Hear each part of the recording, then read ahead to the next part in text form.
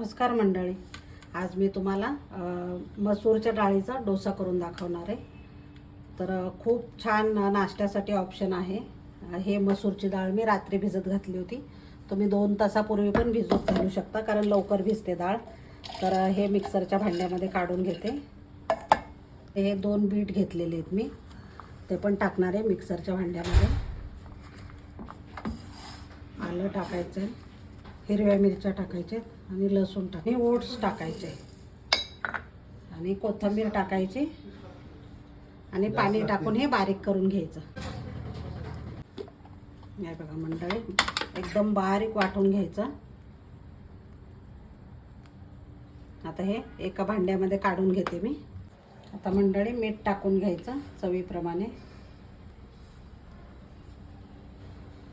मस्त झालेलं आहे बघा बॅटर. आणि मुलं बीट खात नाही आहेत, तर त्याच्यासाठी हे असं लपून छपून त्याच्यामध्ये काहीतरी आपल्याला त्यांच्या पोटामध्ये घालायचं असतं, म्हणून हे बीट. आणि दिसायला पण कलर खूप सुंदर दिसतो, त्याच्यामुळं हे तुम्ही नक्की ट्राय करा. खूप छान होतात आणि पौष्टिक आहेत, मस्त एकदम हेल्दी आणि पटकन होणार आहेत. असं जास्त वेळ खाऊ नाही आहे. डाळीमध्ये पण प्रोटीन भरपूर असतं. आता झालेलं आहे, मी करून घेते डोसे. त्याला काय भिजत ठेवायची वगैरे गरज नाही, डायरेक्ट करू शकता तुम्ही. तूप सोडायचं किंवा तेल लावलं तरी चालेल. तेल बटर काही लावा तुमच्या ह्याच्यावर.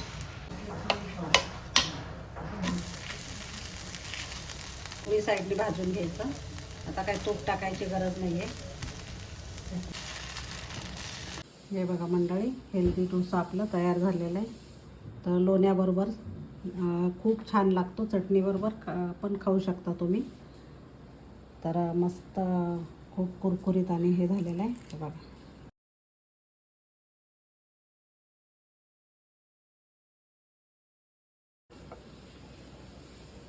खूप मस्त लागतो. जर माझी रेसिपी आवडली असेल तर लाईक, शेअर आणि सबस्क्राईब करायला विसरू नका. धन्यवाद.